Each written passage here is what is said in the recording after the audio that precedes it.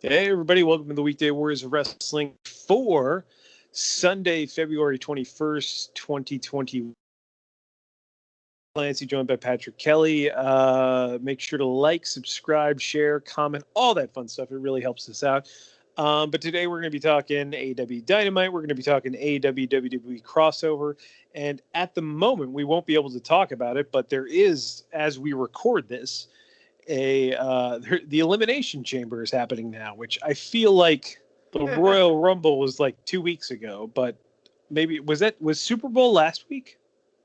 Super Bowl was last week, and I think the Royal Rumble was the weekend before that. So it's like 2 weeks. It's like when they did that SummerSlam, and then they had that show like the week after it. Do you remember that? Yeah. And that's been the problem with WWE for years. There's just so much content to keep track of. It's impossible. It's insane. And like we should talk about this because we chatted about it last week, and there's part of me that's like, man, if we start talking about old wrestling, people are just going to get bored and tune out. But there's a fair amount of people that comment, and I know Outlaw Ripoff artist comments on us a lot, and he likes our old chat. So like when we talked about this last week, when Thunder was introduced for WCW in 1998. Right. You and I have talked about this endlessly, but like Bischoff says in like almost every interview, he didn't want to do Thunder. It would water down the talent. It would stretch them creatively. It would make the writing doubly hard. And like it was, if you look at that, like beyond the merger, beyond like standards and practices and all the stuff that hurt WCW's creative, Thunder was a big issue. And like you and I have talked about this, Patrick did a WCW only rewatch. I've been doing a Monday Night Wars rewatch since 2014. I started with Raw in 93, and I'm now in Raw and Nitro. And by the way, when I say Monday Night Wars, I include Thunder and Heat on that. I'm in the summer of 98, and you can see that like even after like 4 or 5 months of Thunder, like you can see they're like missing things, and like they're not explaining certain storylines, and things are falling through the cracks. And that's just one extra show. WCW had like, I mean, they had Saturday, they had WCW Saturday Night, but to suggest that show was like ridden with any sort of like beyond like this guy's going to wrestle this guy is not accurate. So they really had they had the 3 hours on Monday, and they had the 2 hours on Thursday. And if you look at WWE has way more than that. WWE has 3 hours on Monday. It has Smackdown. It has like endless pay-per-views. Yeah, it has NXT. It has endless pay-per-views.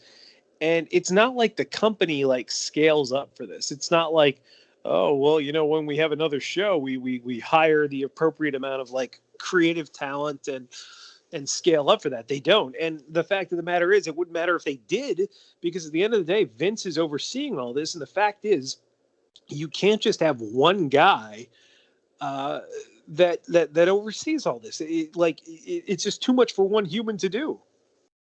Right, and to build off that even more, I remember when SmackDown was first introduced, and prior to SmackDown's inclusion, you had the 2 hour Raw, and you'd have Sunday Night Heat to kind of serve as like a Raw pre-show the night before. And that was an hour show. Yeah, it was an hour show, and you were still waiting 6 days to get to Raw for a show that was ultimately just a preview for Raw, basically. And I remember, even though WWE creatively in 2000, I thought they handled the 2-show format with Raw and SmackDown much better than WCW did the year before with Thunder and Nitro. There was a noticeable, and I noticed it back then when I was a teenager, but I wasn't as excited for Raw as I had been previously, because there was another show in the middle of the week, and you're cutting that excitement level in half. Yeah. And there's just not that like chomping at the bits, I can't wait to see what happens next, because you're almost getting this instant gratification thing where it's like, oh, I only have to wait 3 days instead of 6 or 7.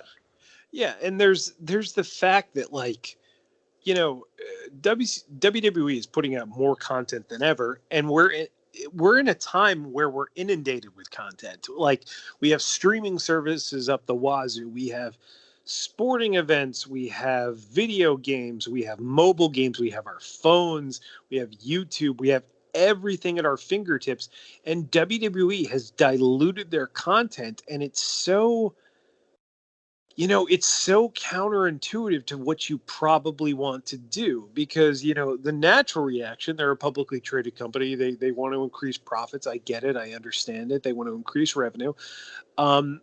And what do? Oh, USA says, hey, we'll pay $40 million more a year, 50, whatever they pay them for the third hour of Raw. And you're saying, yeah, that's fine. And like on the surface, like you've increased value for shareholders. You've added content, you've added security, but what you've really done is you've watered down your brand, because now you're going to have to try to make a compelling show at 3 hours, which very few people can do. And in a time period where you're competing with attention spans, it's just very difficult to do. I mean, Patrick, like, I'll ask you, and like, I do this, I'm sure you do it, I don't know for sure, and I'm sure most people do it. How many times when you're watching a TV show, for the most part, I'm not talking like an hour TV show where it's like Game of Thrones or The Mandalorian or some like show where you really need your attention, but how many times when you're watching TV, you just pull out your phone, you just start looking on Safari or Wikipedia or whatever? How many times do you do that? I try not to, if it's a show I really, really like. Normally, and I know I'm not in the majority here because I'm kind of break with the rest of society on this one, but I try to like keep my phone away from me if I'm watching something that I really, really want to watch. And to me, if there's a chance of me going for my phone, that probably means that the show's losing my interest. So for me, it's very rare, but I realize I'm also in the minority there. Okay, yeah. So like, you're a better man than I, because like I found myself doing this. Like, I love football. I watch football every Sunday when it's on. I watch the Jets generally, but when the Jets aren't on, I'll watch, the Sunday night game. I'll try to watch the Monday night game, and then I'll watch whatever the other games are. But, before cell phones, I would just sit there and then I watch the commercials. But now I play's going too slow, I pick up my phone, I'll watch something. Now, I have ADHD, so there is that aspect to it, but there's still the fact that there are people I know that aren't ADHD. They pull out their phones during football games, and football is the most popular television show there is. So the idea is like, you want to make your show as compelling as possible. Patrick, you made the point that you try not to have your phone out during a show you really want to watch. I'm assuming those are shows like, I'm just going to throw things out here just for shows people might like: The Mandalorian, Ozark, Game of Thrones, Succession, Westworld, Watchmen, something like that. And those are our shows. There's 10 of them a year, if you're lucky. I know Westworld is every 2 or 3 years. Sopranos used to have that between it, but like WWE is doing this 3 hours a week just for Raw every week, and you are fighting for attention spans, and you're going about it such the wrong way, I think. Yeah, absolutely. And I don't know. And this has been a growing problem even before smartphones. Like back in, like we said, back in the Monday Night Wars period, there's just too much content, and no human being can possibly be expected to keep up with all of it. And I remember when they added NXT UK, and I just couldn't find time to watch it between everything else that I was trying to watch, and between normal things like work and play and all that other stuff. It was like, I don't have time to throw another 1 hour, even just a 1 hour show on top of everything else that I'm watching. I mean, and that's how most.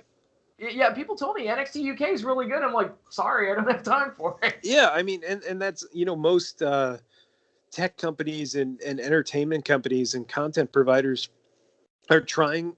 It's not so much trying to divide you from your money; it's divide you from your time. How do they carve out time for you? Because we have a limited amount of time each day. So. Yeah, when WWE's 3 hours, I mean, I remember when WCW got that third hour, it was a terrible idea. I think it's like January '98 when they got it, and I remember the show got not as good. I'm not saying it went from good to bad. I mean, there was still lots of good stuff on that show, but you got some filler, and there's there's nothing wrong with some of that. Like, it gave guys like Chris Jericho and Booker T and Goldberg more opportunities to shine. So there's that. But, there aren't a lot of Chris Jerichos and Booker T's and Goldbergs to go around. So, it's just a difficult thing to do. And WWE has doubled down on that for the last 10 years, I think, of like just content production that they want you to engage with.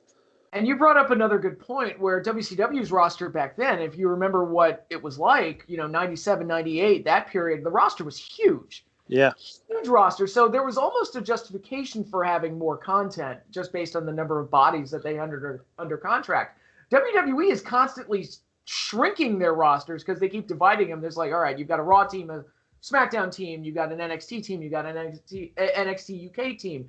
And they've got like multiple different rosters all under the WWE umbrella. So they have a gigantic roster themselves, but it's divided among all these different shows. And, given that format, they find it harder and harder to fill out those 2 and 3 hour time slots that they have for themselves. Yeah. So, I'm sure we'll talk about Elimination Chamber, how things are gearing up for WrestleMania. But for now, let's go to AEW Dynamite last week. Patrick, what did you think of the show overall? Overall, a solid show. I wish they had followed up on the Kenta thing a little bit more because that was a pretty big development, and we're gonna into this a little bit more about the whole like cross promotional ideas or whatever it is that AEW is trying to achieve with Kenny Omega and Jon Moxley. But I wish they had followed up on that a little bit better instead of just like randomly throwing out there that, oh, Moxley and Kenta are going to have a match on this date with New Japan or whatever that was. But overall, I thought the show was overall entertaining. Yeah, I thought it was good. Not great, but good. I will say this. I don't know if he's doing it on purpose. That Kenny Omega segment was fucking stupid. And like, I say this as somebody who likes Kenny Omega. Like, Kenny Omega's got a lot of shitty ideas, like really fucking bad ideas. We've talked about this before, but like, like the golf course thing, I think last week was fine and like, whatever. But this week, he's like reading a story to like kids, which is fucking ridiculous in itself because first of all, I guess they're in Florida, so kids are in school there or whatever. But like, who's going to have fucking Kenny Omega come read a story to them? What? And then like, it was just like such a WWE like haha thing with like Michael Nakazawa. It was just so childish. It was a very WWE thing to do. I thought like, just like one of their comedy bits where it's just like silly and they're doing it. And like, it's funny to me that he went AEW because he's like got such a WWE sensibility about him. Yeah. Well, I think he went to AEW because he wanted to work with his friends. I think that was probably a major motivator. Yeah. I mean, I hated that segment. Did you am I overreacting? Did you think it was okay? How do we go? I'm with you in the sense that I preferred things like the golf cart or the golf course segment because I like the idea of him being like this untouchable champion that doesn't want to associate with anybody and kind of separate himself from everyone. And I also wonder, because I just recently started watching The Boys, and I wonder maybe there's a little bit of Homelander that he's trying to achieve here where it's like, on the surface, he's a good role model, but behind the scenes, we know he's a bastard, and maybe that's what he's going for. I don't know. Maybe that's just me projecting a recent show I've been watching onto. I think that's fine, and that's like, I mean, a very Kurt Angle like thing to do. But like, yeah, do you have to create a scenario which is so unrealistic and shatters suspension of disbelief? No, I'm with you on that. I just thought it was, again, maybe involving kids is probably what invites the comparisons to WWE, because whenever you involve kids in something, it automatically becomes stupid. I don't know why that is, but it just does. Yeah. And this is not, generally I like the Omega segments. This one was kind of off this week. Yeah, I liked, do you have the results up? I can pull them up real fast. All right, yeah, because I'll go through the show. Because I like the main event. I can't believe they're going to do a fucking exploding barbed wire match. Like that's insane to me. But you know what? As much as I know there's probably a lot of people out there who like roll their eyes at this and like, oh, this hardcore stuff. Like number one, I think like this is a business. At the end of the day, this is a business. First of all, I'm excited about it because I think the storyline between the two has been done very well. So like I'm there for the story. But from a business standpoint, like this is going to get a lot of attention, and it's something the WWE doesn't do. So, there's always that like saying in business, like when your competitor zigs, you zag. So it's definitely something that differentiates them from the competition. And I think that's probably a good idea. I'm not saying you go full ECW on all shows, but it's like you got a pay-per-view match. You want to see some fucking exploding barbed wire, you got to pay for it. So yeah, I'm curious to see how they're going to pull it off. It's like, wow, we just getting full-on Japanese death match in the main event of a U.S. pay-per-view. It's like, all right. So I wouldn't expect them to do that primarily because in 2021, what we know about concussions and how we are, I mean, you remember the reaction to the Full Gear match, right? Oh yeah, and I was surprised by it, honestly, because I think you and I grew up in that ECW era. Like, this is the most violent thing you've ever seen, really? Yeah, this is tame people I've were like seen. offended by it. I thought it was a great match. I loved it. I thought it was cool. It's fucking pro wrestling, like I understand I don't want these guys to get hurt, but like I don't think they were. So like I think it's fine, but like people are very cognizant of that. I remember when they had that gimmick chair that didn't work well with Shawn Spears and Cody at the first I think it was it Fyter Fest or Fight for the Fallen? One of those, yeah. Yeah, I one of those F shows from July of 2019. Yeah. And people are like, oh, how could you do that?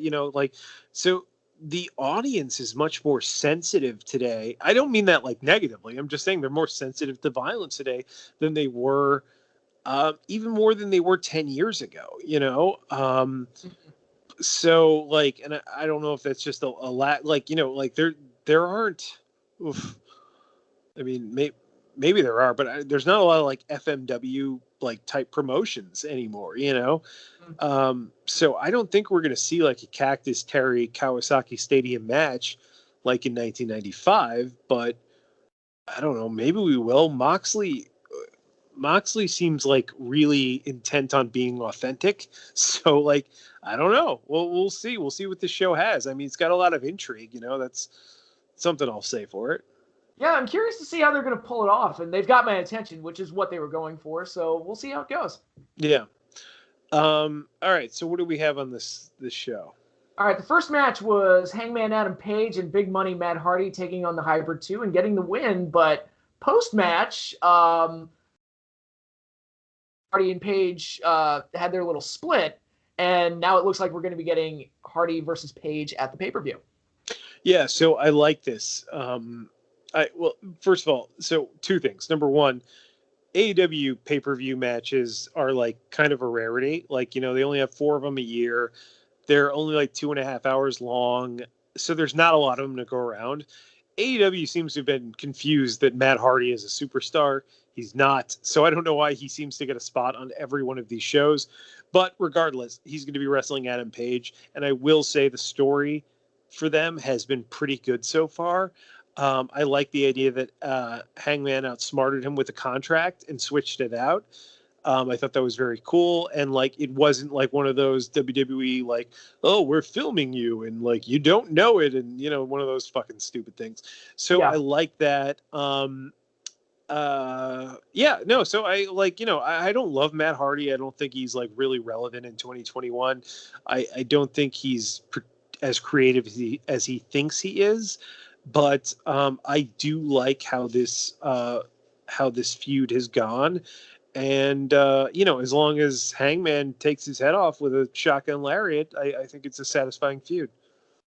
I think that's the thing that needs to happen at the pay-per-view. Is Adam Page absolutely needs to get the win here. If Matt Hardy beats Hangman Adam Page on a pay-per-view in 2021, I'll lose my marbles. But one element I do like is this whole idea that you've got the Dark Order and you've got Matt Hardy and his whole Big Money brand or whatever he's doing with Private Party. And there are people like competing to get in Adam Page's good graces because they recognize that he's a great talent with a huge future. And it looks like the story's evolved in a way where it's clear that Hardy's going to exploit him for money.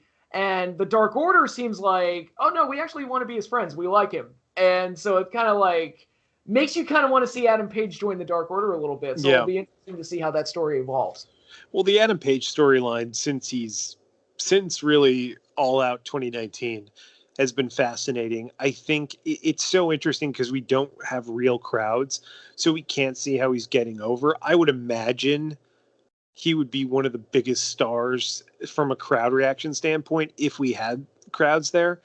But we don't know that. But like, I don't know. To me, I'm personally invested in his journey, and I'll be watching this match, not because of Matt Hardy, just because I'm interested to see what Hangman does. Yep, for sure. And I say he gets the win at the pay-per-view and just keeps moving on slowly but surely, but moving on up there until he eventually faces Omega.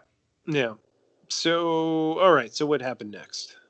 Next up, we had the women's tournament match, Serena Deeb versus a returning Riho, which would turn out to be a pretty good match for both women.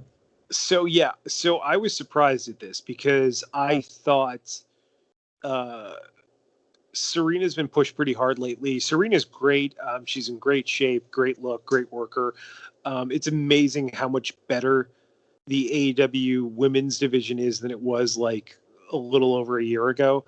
Riho we haven't seen because of COVID and obviously the travel restrictions, but I've never been a huge fan of Riho. I think she's too light. I think nothing she does looks like it hurts, but we talked about this previously. I understand this is a business, and I understand early on Riho's numbers as far as female demographics were high. So you got to do what brings in the money, regardless of whether I am personally entertained by it. I haven't seen the quarter hour breakdowns for this, so I don't know. But I was shocked they put Riho over. But then again, I'm not, because I know she had some success early on, and she was somebody they wanted to invest in. So I thought it was a good match. I thought it was better than most Riho matches I've seen, but yeah, that's kind of my thoughts on that.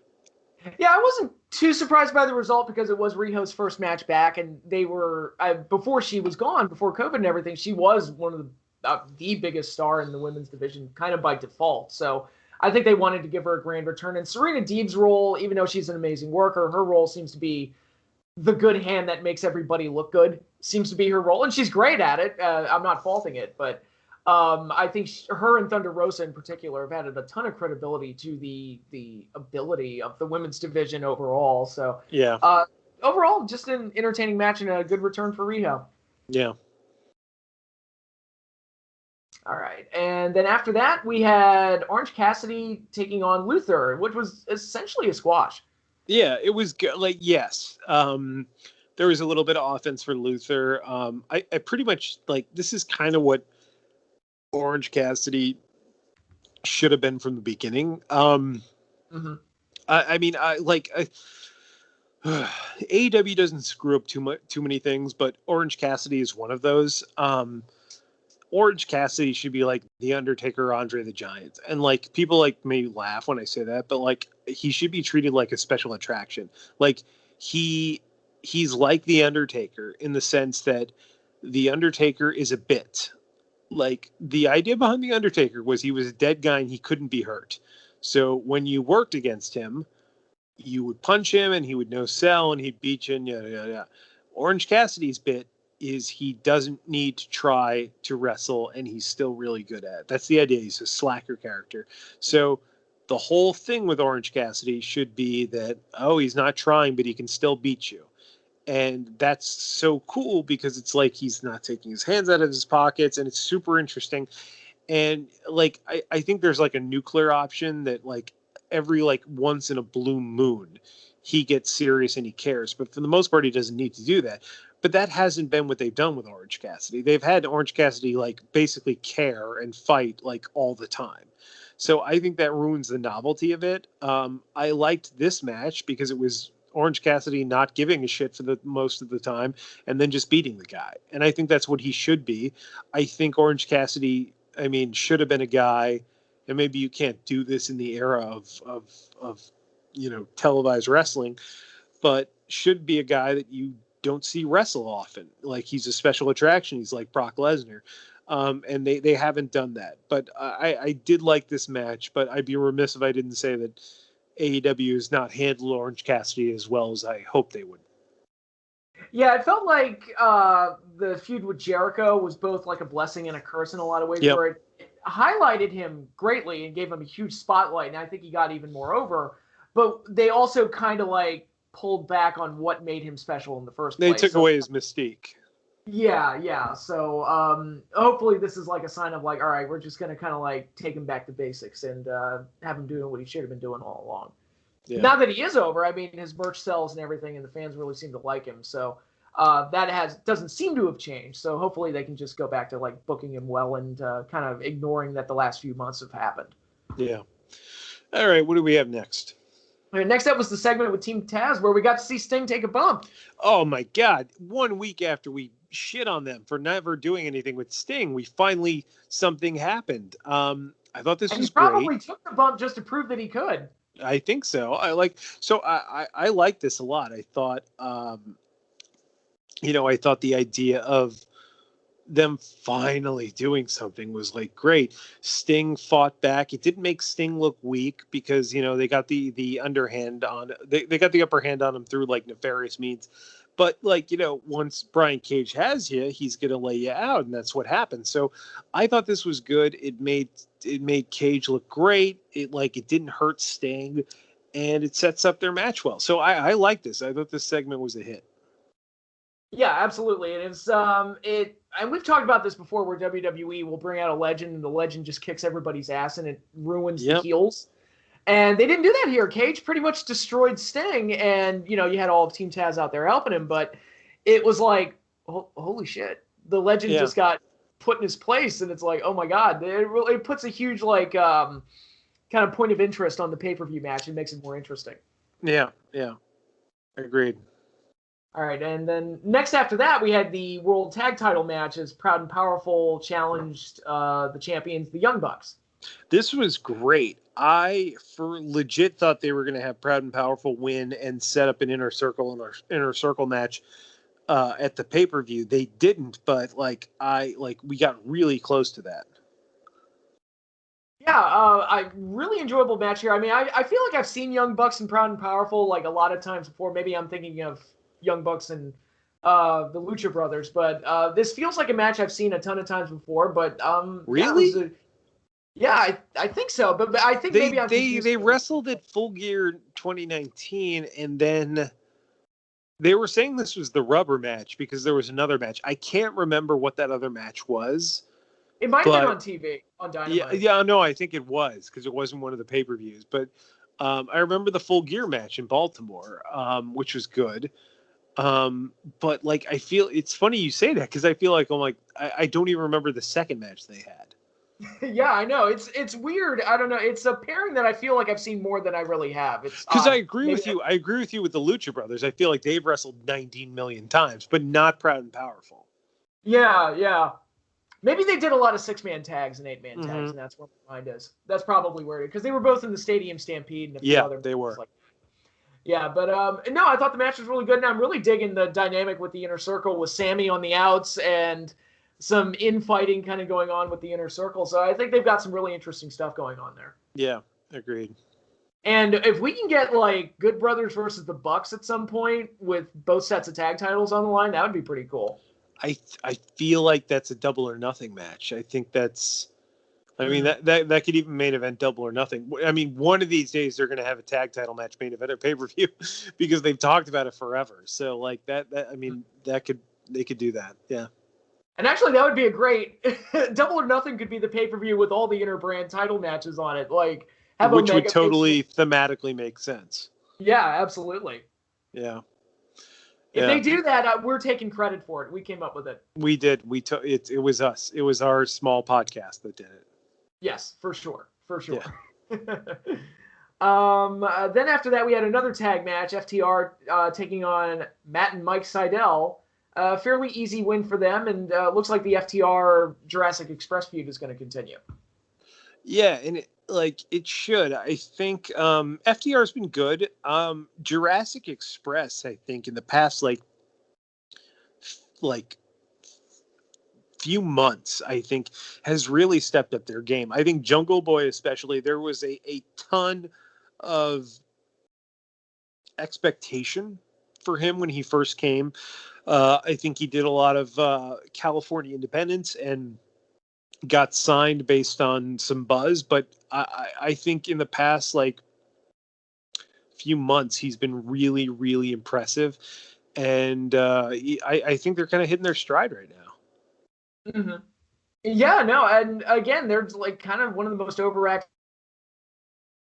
Jungle Boy looks like he's going to be the breakout star, and I think the theme song that they've got for him really helps out with that as well. Yeah, I mean, I love Tarzan Boy.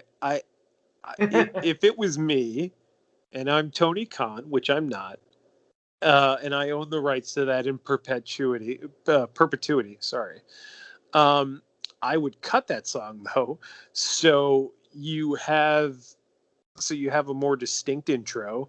So you have the whoa, like at the parts you need to have it, because right now it's just the song. They just play the song, and it's not cut to be an entrance song right now. And I think they need to do that. All right, and that's an interesting thing to talk about. Like, what is the art of a good wrestling entrance theme, and what exactly makes one work? And part of what makes one work is you get that first note or that first sound effect or whatever, who's coming out exactly. And there's that initial big pop right at the beginning, whether it be Austin's glass breaking or the first note of Real American, you know exactly who's coming out. And there's something, there's like an art to it that I think goes overlooked. Yeah, well, and you got to have like you got to have like an arc that makes sense. So like you know the first gong of the Undertaker's hits, and then like it builds up and he walks, and he takes 9 years to get down the ring. But then when he raises his arms, and then it like tones down and stuff. Same with like hell, even Judas, like when Judas comes on, and then like you go through the chorus and it's done. Tarzan Boy like starts, and then you get the whoa, but that should be like the very end. You know what I mean? Like there's a flow to it that isn't happening right now that needs to. Yeah, I get what you're saying. Yeah. All right. All right, and I mentioned this earlier, but we can talk about it here. Cody and Brandy did the gender reveal of their baby, and then I thought that was really cute, actually. Yeah. Yeah, it was. And Cody also mentioned that his match at Revolution is going to be a Face of the Revolution ladder match with the winner getting a TNT title shot. Yes, which is good, because that's the only title he can challenge for. Yes. And I think we got him, Pentagon, and Scorpio in right now, right? And also Lance Archer and Rey Fenix, with 2 others left to be announced. Okay, yeah. I mean, multi-man ladder matches are fun. I mean, there's no story behind this, so that kind of like pulls me back. But we know that Cody's building towards Shaq. That's where his mind is, which is where it should be. So yeah. Yeah. No, I thought the gender reveal was fun. As a new father to a young lady, I have kinship with Cody being a girl dad. I don't know if that's a hashtag or anything, but it was nice to see like both he and Moxley are having girls, so that's pretty cool. They're awesome. Women. The AEW women's division in 20 years is going to be stacked. They're banking on the future. That's what it is. Yeah. So then we had next up was the main event. 6-man tag. Kingston's crew with the Butcher and the Blade taking on the very awesome but weird team of Moxley, Lance Archer, and Rey Fenix. Yeah. Oh shit. So yeah, that match I really liked, and fucking Phoenix was like so incredibly on. Like he was hitting those corner spin kicks and shit. He was hitting those perfectly. And he was just like on like cheat code mode, like everything he did looked awesome. I was just like, holy shit. Like there's a point you get to, and like, do you remember, Patrick, when you saw like Rey Mysterio in '96, and you're just like, fucking what? And you're just like this. I mean, and nobody's going to be Rey Mysterio in '96. I get it, I know, but like Phoenix was like hitting all the notes, and I was just like, this guy is like slapping right now. He is insane. And I mean, Moxley, Archer were great. Everybody was great, but I was just like, I noticed Phoenix in that match. I'm like, this is like the best Phoenix has looked since like I don't know, his match against like Mil Muertes or something.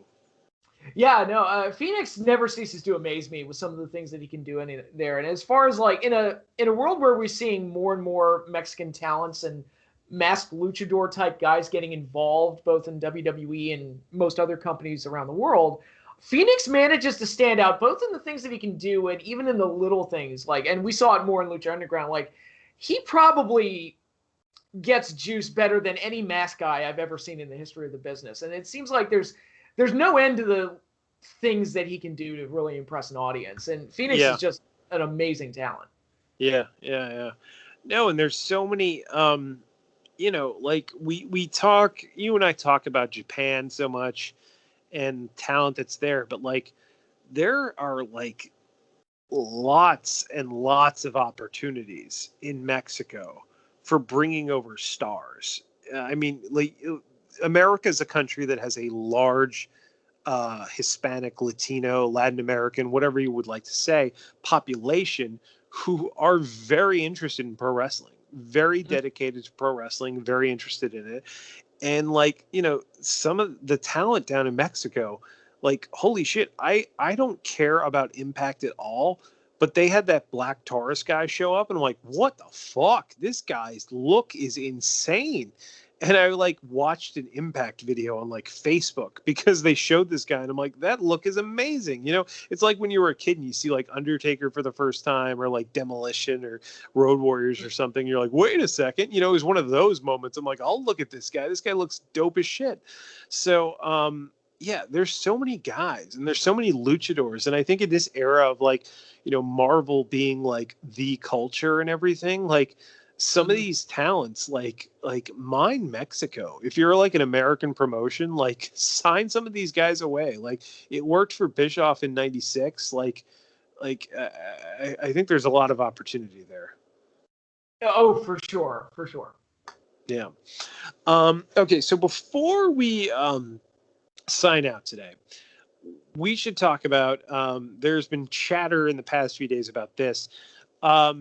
Kenny Omega discussed how he's trying to quote unquote unite the wrestling world, and one of his quotes he talked about was how when he spoke to Triple H about that, Triple H seemed to understand what he was saying and be open to it. And naturally, and there's been quotes from this from Cody saying like, I see no reason why a WWE AEW crossover wouldn't happen. So lots of people are talking about this. I mean, for the sake of conversation, I mean, Patrick, is there any chance in your mind that a WWE AEW crossover happens?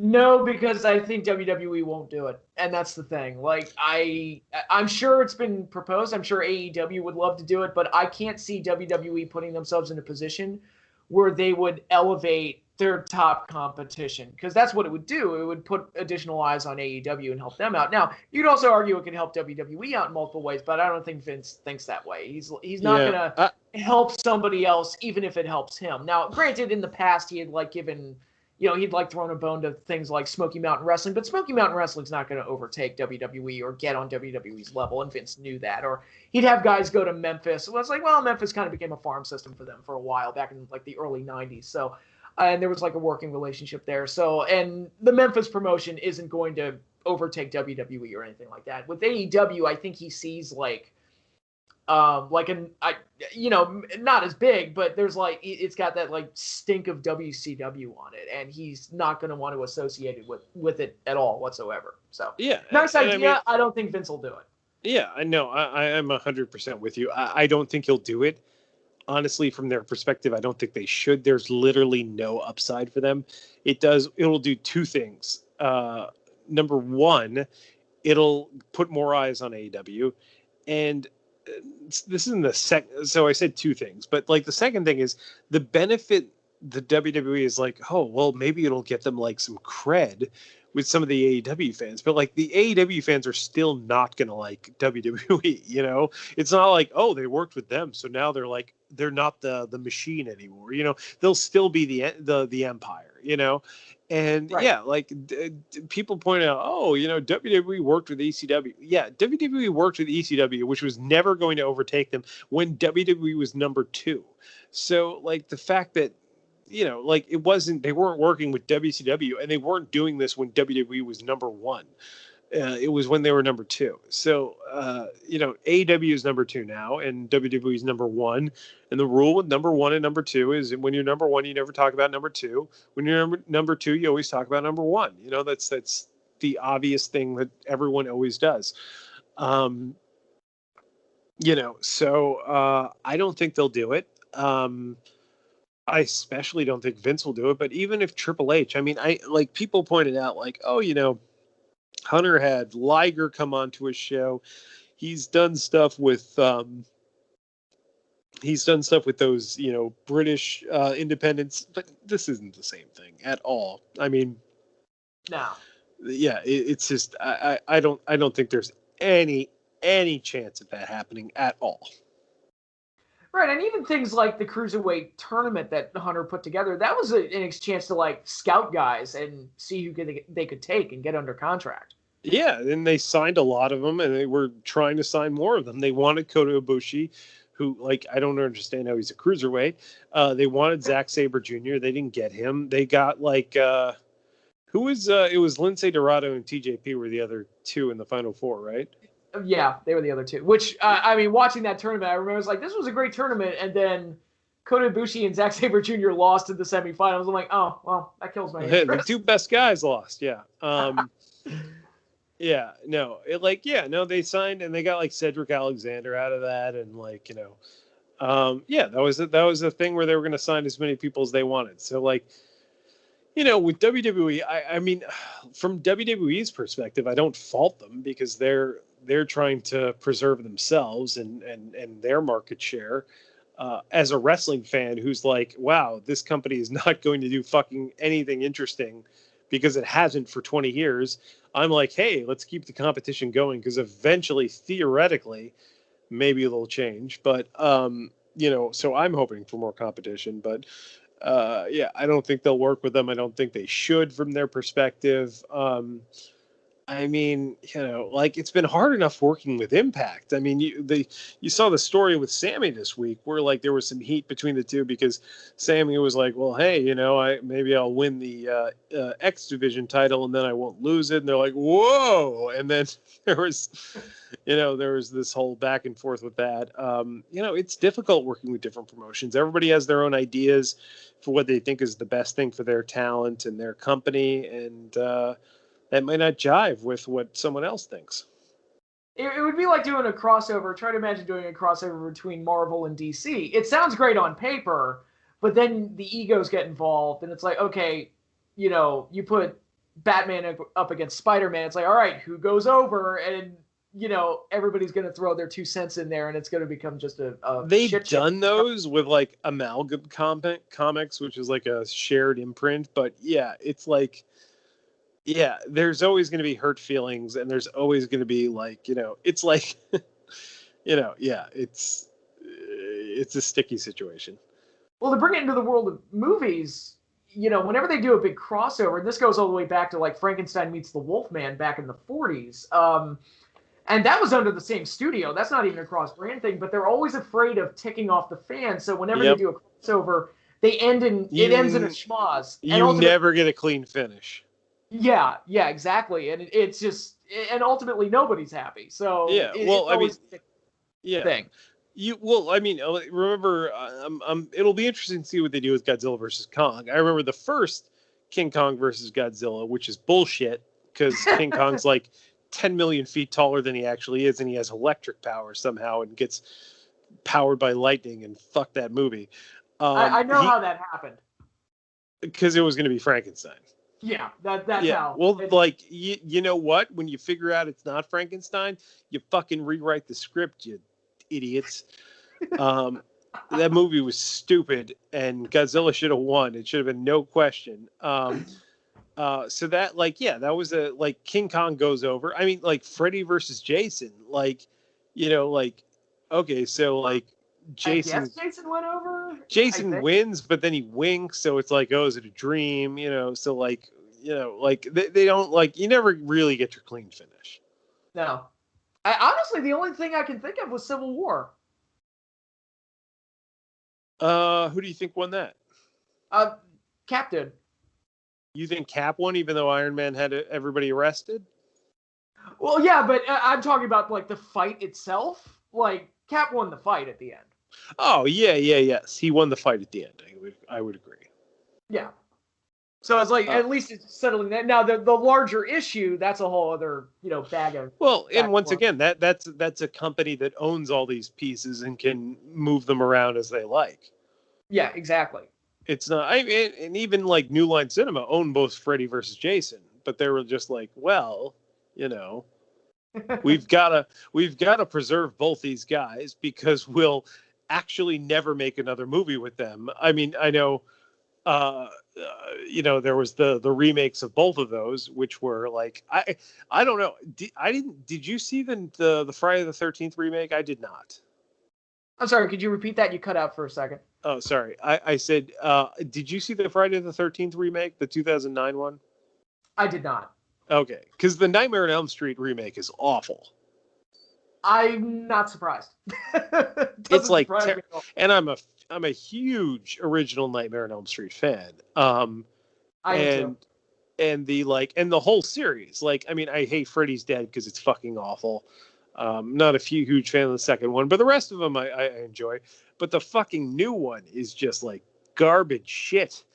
And it's just like, oh, we had to make sure everybody was clean coming out of Freddy versus Jason so we could reboot this shit with Michael Bay's vision. Anyway, I'm going off on a rant.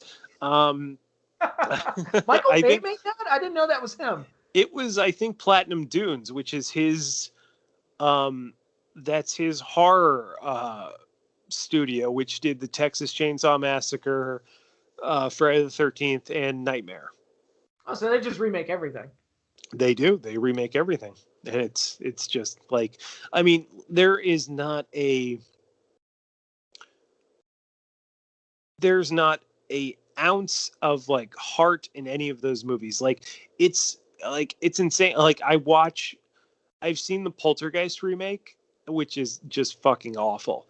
I never knew they remade that. Yeah, they remade it like 5 years ago with like Sam Rockwell. Oh no. Yeah. It's like, because I love, like most people, I love the original Poltergeist, and there's so many, like, there's such a point of view behind it. It's this almost like Blue Velvet idea of like hidden horrors in suburbia, and like it's very interesting. And Nightmare on Elm Street is like that too. And like the new movie is just like, hey, it's a fucking ghost movie, and it's just it's just like, I don't want to be one of those people who's like, movies were better back in the day, because I don't believe that. I think, like, I mean, the Marvel films have shown, and like some of the great movies we get have shown that, like, there are really talented filmmakers out there, but there's a bunch of fucking hacks out there that just are like, just bad at this shit, so. Well, it's the whole question with remakes. I think the original Nightmare, and I'll use that as an example, that stemmed from a real thing that happened where may have been Wes Craven, I'm not sure, but people that worked on the movie, they read an article about a bunch of college students that died in their sleep after complaining about bad dreams for a while. And that was the genesis of creating the Freddy character. So it stemmed from a spark of creativity. And then you get something like the remake. It was a spark from, hey, people know what this is. Let's do a cash grab. Yeah, and there's just like, yeah. I mean, there's no like, when Wes Craven, because I've seen like some of the, I've seen a lot of documentaries where he talks about this. Like, there's so much thought that went into the character. There's like, oh, we're going to use a claw instead of a knife because there's this primitive fear of like a cave bear or saber-toothed tiger, like a claw, like that's like so primal, like from a human fear standpoint. And like, oh, the sweater, like red or orange and green are like opposites, so they're like displeasing to the eye, and like the burn victims. So there's so many things that went in to make the character utterly repulsive. And like if you watch that first scene where he kills Tina, and he like Mhm. comes from around, he moves like a fucking goblin, and he's like got a hunch, and he's like it's just fucking weird and unsettling and shit. And then you look at the new one, and it's like Jackie Earl O'Haley, and he's just CGI'd out of his asshole. He's just like boring as shit. He just there's nothing unsettling about him, or like interesting, or terror. There's nothing scary about it. And like beyond like a jump scare that they may throw in, because that's what a lot of these horror movies go for these days. And it's just like, fuck. It's just dumb. It's like I wish I could use a stronger term, but it's fucking dumb. It's Yeah, it's jump it's it's scares are easy. WWE programming. Yeah, and jump scares are easy. Anybody can do that. Yeah, yeah, it's jump scares are easy. The true horror is like what stays with you and what makes you, stay up at night. But we are a pro wrestling show, and we went off on that weird ass tangent for whatever reason. But I want to thank It's everybody not for even listening. October. Yeah, we'll save it for October. We'll save it for the Fiend Bray Wyatt when he's in a merry-go-round match. But I am Eric Clancy, alongside Patrick Kelly, and we are Signing off.